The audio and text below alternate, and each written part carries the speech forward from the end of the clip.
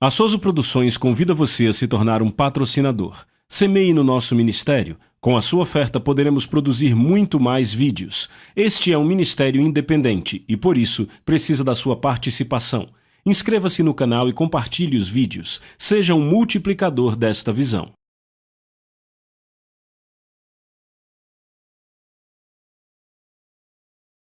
Os versículos usados nos vídeos que traduzimos nem sempre correspondem a versões em português. Muitas vezes precisamos traduzir do original em inglês para fazerem sentido no contexto do vídeo. Então vamos voltar a falar sobre embraçando o escudo da fé. Efésios 6, versículo 16, Paulo diz: sobretudo, ele está falando de vestir toda a armadura de Deus. Ele diz, sobretudo, embraçando o escudo da fé, com o qual podereis apagar todos os dardos inflamados do maligno. Agora vamos falar sobre essa palavra embraçar. Ele diz embraçando o escudo da fé. É algo que você faz. Ninguém mais pode fazer por você. O que ele quer dizer com embraçar o escudo da fé? Você tem que aceitar a palavra de Deus, isso que é o escudo construído pela palavra. A palavra de Deus que habita dentro de você irradia ao seu redor uma aura que protege você dos dardos inflamados do maligno. Se você recebe a palavra de Deus em você, você pode dar um passo para fora no meio das maldições, e nenhuma permanecerá como água nas costas de um pato. E tem gente que diz, porque você é muito sortudo. Ora, eu nem acredito em sorte. Eu creio na palavra de Deus e no escudo da fé. Mas sabe, tem gente que pega o escudo da dúvida ao invés do escudo da fé. Veja, há um extremo oposto dessa verdade. Tem gente que abraça o escudo da dúvida e apaga todas as bênçãos de Deus. Se você pode embraçar o escudo da fé e apagar todos os dardos do maligno, pode embraçar o escudo da dúvida. Ora, de onde é construído o escudo da dúvida? Do pensamento negativo. E como você o embraça? Eu estou feliz que você perguntou isso. Vá comigo para o capítulo 4 de Marcos. Eu quero que você veja na sua Bíblia. Jesus aqui está falando sobre o semeador semeia a palavra.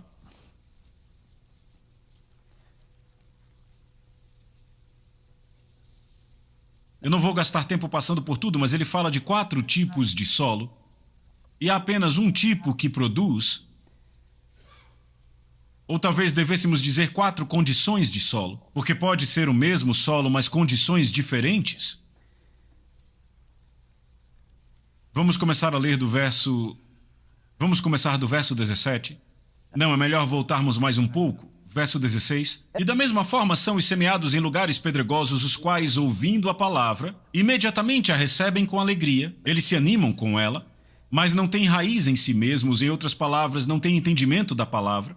E então duraram por um tempo, depois sobrevindo aflição ou perseguição por causa da palavra, imediatamente se escandalizaram.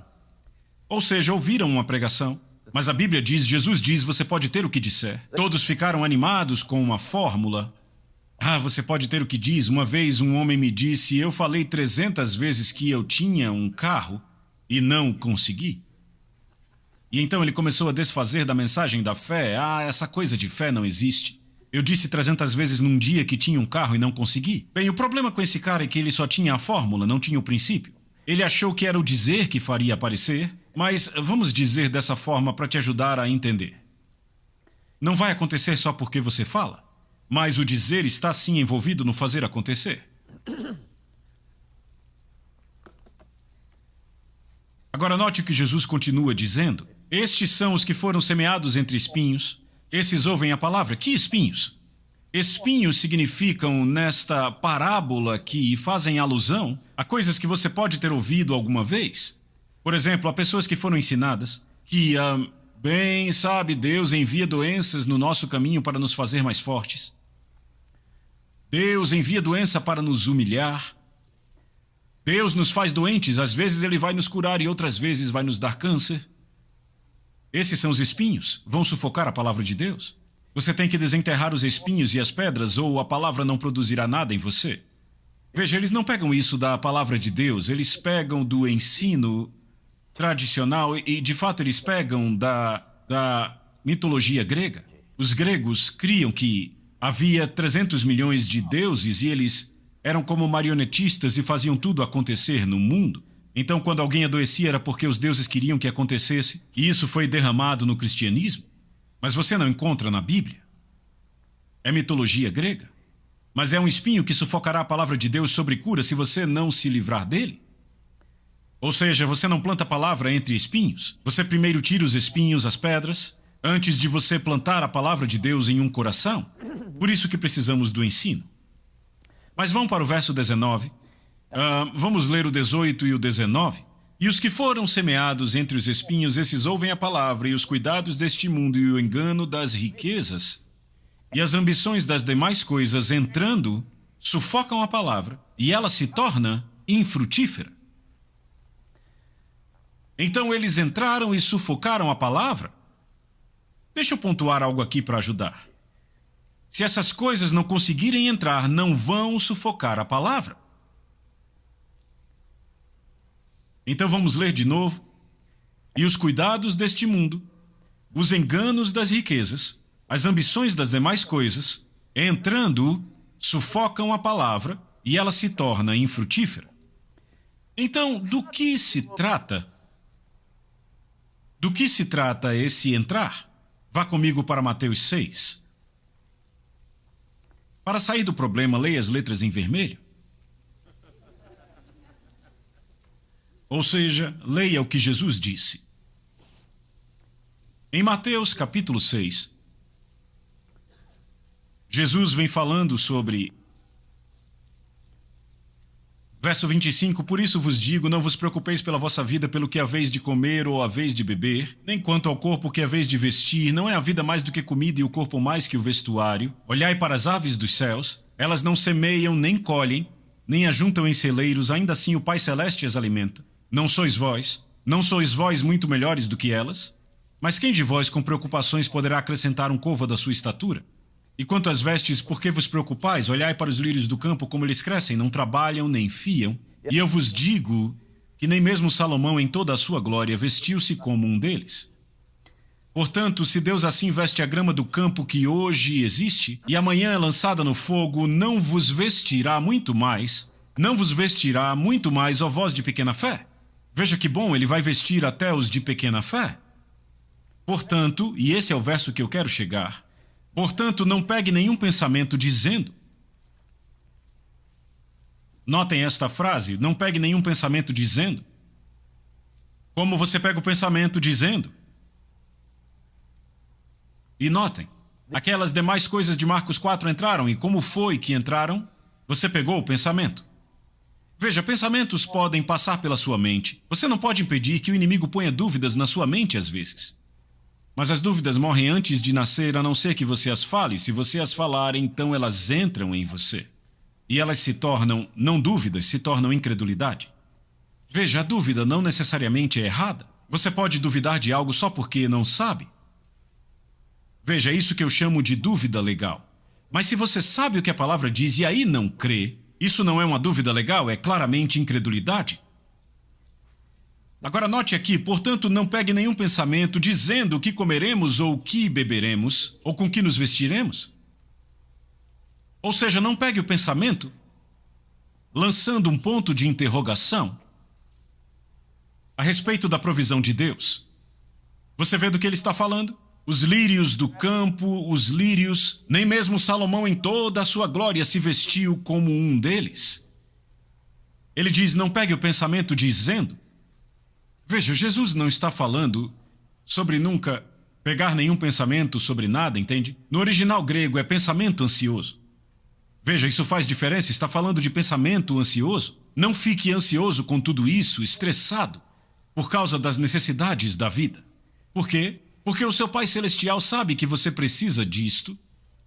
Mas ele disse, não pegue o pensamento dizendo. Em outras palavras, não pegue o pensamento ao questionar a habilidade de Deus de prover para você. Ora, vemos isso no Velho Testamento, no livro de Salmos. Disseram, será que Deus pode prover para nós no deserto?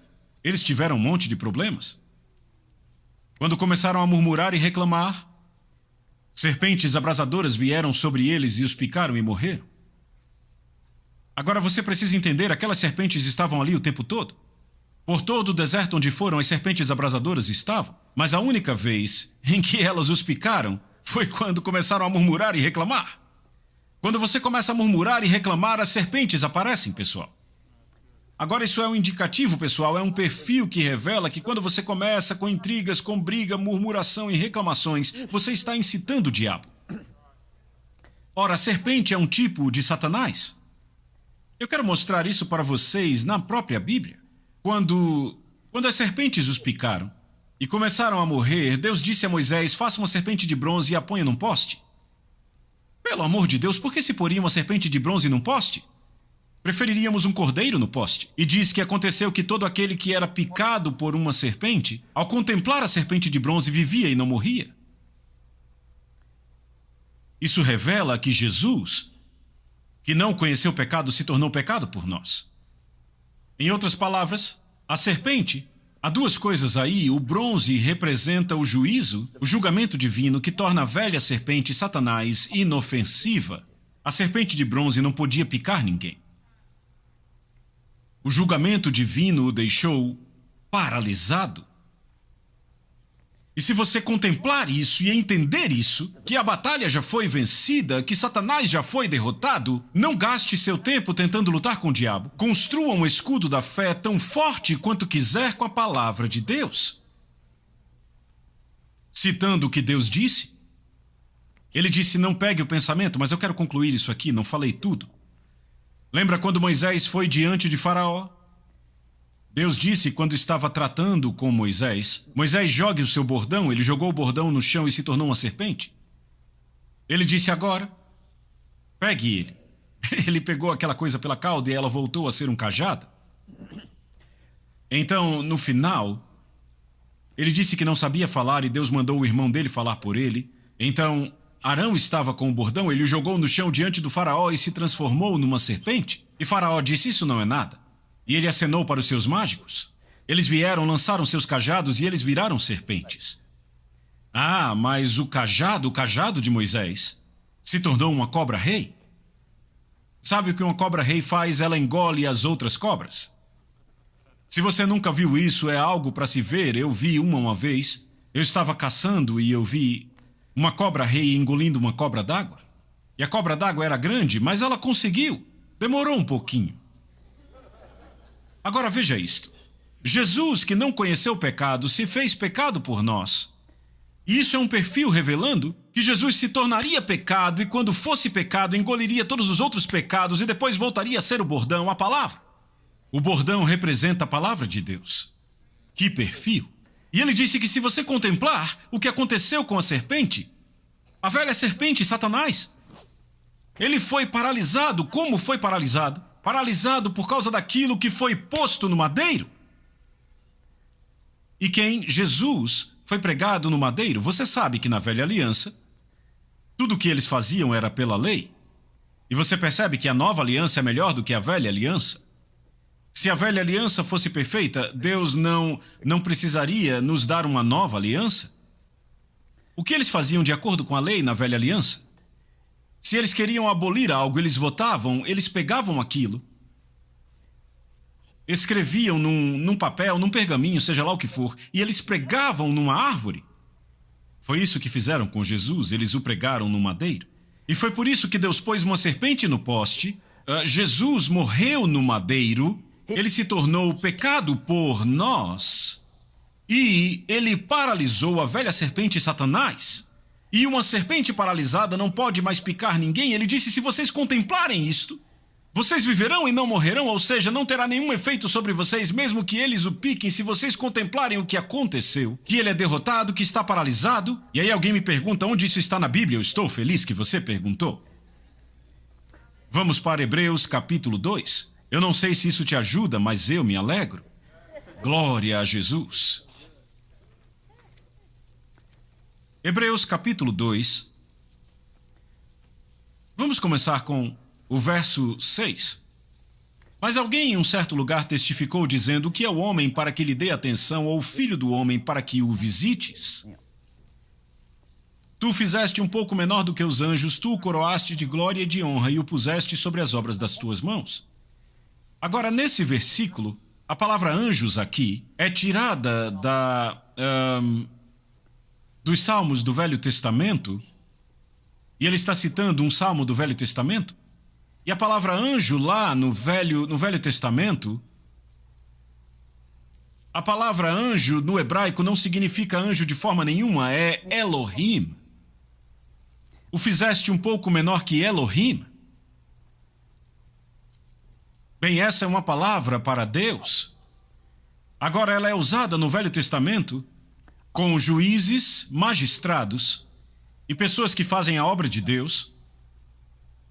Mas veja, Deus também é chamado de Elohim. Ele diz, tu fizeste um pouco menor do que Elohim, não menor que os anjos. O homem foi criado numa ordem mais elevada que a dos anjos. O homem caiu abaixo dos anjos na queda.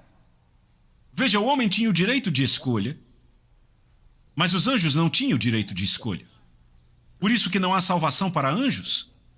Mas o homem tinha o direito de escolha. Adão tinha o direito de tomar a decisão que tomou, embora esta decisão fosse errada. Deus deu essa autoridade a ele em Gênesis 1, tenha ele domínio. Tu lhe sujeitaste todas as coisas debaixo dos seus pés, para que nisso ele sujeitasse todas as coisas debaixo dele, e nada sobrasse que não fosse sujeito a ele. Antes de lermos esta última frase, volte um pouco, vamos ler o verso 6 de novo. Eu deixei passar algo, mas alguém em certo lugar testificou dizendo que é o homem, para que lhe dê atenção, ou o filho do homem, para que o visites. Veja, ele está falando do homem e do filho do homem. Jesus é sempre chamado de filho do homem, não é? Então ele fala do homem e do filho do homem. Então ele diz aqui que ele pôs todas as coisas em sujeição debaixo dele. Vemos isso em Gênesis 1. Ele sujeitou todas as coisas a ele, e nada sobrou que não fosse sujeito a ele. Mas agora, desde a queda, em outras palavras, ainda não vemos que todas as coisas lhe estejam sujeitas. Porém, vemos Jesus, que foi feito um pouco menor que os anjos, pelo sofrimento da morte coroado com glória e honra, para que pela graça de Deus pudesse provar a morte no lugar de cada homem. Bem, isso nos conta um grande segredo sobre o que Jesus veio fazer. Vemos Jesus, e ele foi feito o mesmo que nós. Em outras palavras, Filipenses 2 diz que ele fez de si mesmo sem reputação. No grego diz que ele se despojou da sua glória divina quando veio para a terra como um homem. Então Jesus foi feito à semelhança de homem. Ele era filho de Deus, sim, mas veio como homem, no corpo de um homem. Então ele foi feito um pouco menor do que os anjos por causa do sofrimento da morte, coroado com glória e honra, para que pela graça pudesse provar a morte no lugar de cada homem. Pois convinha a ele para quem são todas as coisas e por quem são todas as coisas em trazer muitos filhos à glória, fazer o capitão da salvação deles perfeito através de sofrimentos. Porque tanto quanto o que santifica como os que são santificados são todos de um. Você vê aí? Ele está dizendo que não há diferença. Nós nascemos aqui, Jesus nasceu aqui. Jesus foi um homem, nós somos homens. Tanto o que santifica como os que são santificados são todos de um, ou seja, do Pai. Dizendo, anunciarei o teu nome a meus irmãos no meio da igreja, cantar-te-ei louvores, e outra vez porei nele a minha confiança, e novamente contemple a mim e aos filhos de Deus que me deu. E ele continua dizendo, e já que os filhos são participantes da carne e do sangue, ele também participou das mesmas coisas, para que através da morte, pegue isso, através da morte, ele destruísse aquele que tinha o poder da morte, isto é, o diabo, e livrasse aqueles que, por terem medo da morte, estavam por toda a vida sujeitos à escravidão. Ele nos libertou do medo da morte. Note o que ele diz, eu vou ler isso de novo. Ele também participou das mesmas coisas, para que através da morte ele destruísse, paralisasse aquele que tem o poder da morte. Agora eu te pergunto, se Jesus o paralisou, por que vamos lutar com ele? Você está perdendo tempo? E não me entenda mal, devemos impor sim a derrota de Satanás. É aqui que eu acho que as pessoas interpretam mal as Escrituras. Devemos reforçar a derrota dele com a palavra de Deus. Nós o vencemos. A Bíblia diz que você o vence pelo sangue do Cordeiro e pela força do seu testemunho. Ou seja, tem que haver palavra no seu testemunho. Mas ele paralisou aquele que tinha o poder da morte e livrasse aqueles que, por terem medo da morte, estavam por toda a vida sujeitos à escravidão, porque na verdade ele não assumiu a natureza dos anjos, mas ele tomou a semente de Abraão. Por isso, em todas as coisas, convinha-lhe que fosse feito semelhante aos irmãos, para ser misericordioso e fiel sumo sacerdote nas coisas referentes a Deus e fazer propiciação pelos pecados do povo. Porque naquilo que ele mesmo sofreu sendo tentado, ele pode socorrer aos que são tentados. E aqui tem algo que você precisa perceber. Ele mesmo sofreu sendo tentado. Se você entende que Jesus foi tentado 40 dias e 40 noites no deserto, Lucas 4, a Bíblia diz que ele foi tentado em todas as coisas como somos, no entanto, sem pecado. Tem gente que pensa, Jesus nunca teve um pensamento mau, Jesus nunca teve desejo de fazer isso ou aquilo. Bem, se ele não tivesse tido, não poderia ter sido tentado.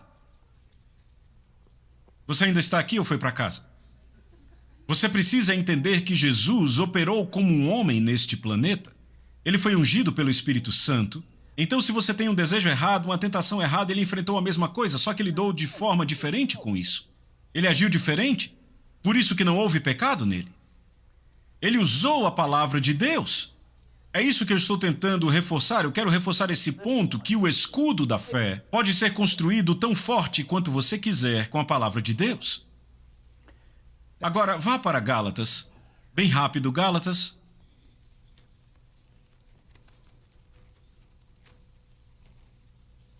Depois iremos para Colossenses. Note em Gálatas, capítulo 1, verso 3, graças seja a vós e paz da parte de Deus, o Pai e de nosso Senhor Jesus Cristo, o qual se deu por nossos pecados, para que pudesse nos livrar do presente mundo maligno. Para que pudesse o quê? Nos livrar do presente mundo maligno, conforme a vontade de Deus, o Pai. Ele nos libertou do presente mundo maligno.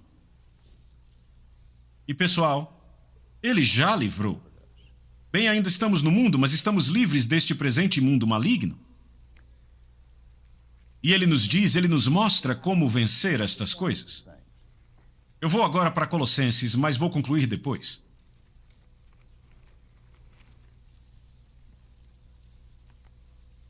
Colossenses capítulo 1. Paulo está orando. Verso 9. Por esta razão, nós também, desde o dia em que o ouvimos, não cessamos de orar por vós. Eu tenho que parar um pouco aqui. Vamos voltar para o verso 5. Por causa da esperança que vos está reservada nos céus, da qual antes ouvistes pela palavra da verdade, do evangelho que já chegou a vós, como também está em todo o mundo e já produz fruto, como também o faz entre vós. Desde o dia em que ouvistes e conhecestes a graça de Deus em verdade, ela produz fruto desde o dia que eles ouviram e conheceram a graça de Deus em verdade. Ou seja, se você a conhece, ela produz fruto. Então, voltando ao versículo 9, ele diz, por esta razão, desde o dia em que o ouvimos, não cessamos de orar por vós e desejar que sejais cheios do conhecimento da sua vontade em toda sabedoria e entendimento espiritual, para que andeis de modo digno do Senhor, agradando-lhe em tudo e sendo frutíferos em toda boa obra, e crescendo no conhecimento de Deus, fortalecidos com todo o poder segundo a sua gloriosa força, com toda paciência e longanimidade, com alegria, dando graças ao Pai que nos fez dignos de sermos participantes da herança dos santos na luz. Ele nos livrou. Viram a palavra livrou? Está no futuro? No presente ou no passado? No passado.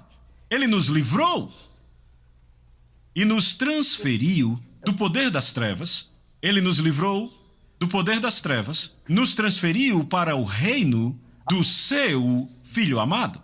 Então ele já fez isto. É uma obra concluída. Já já continuamos.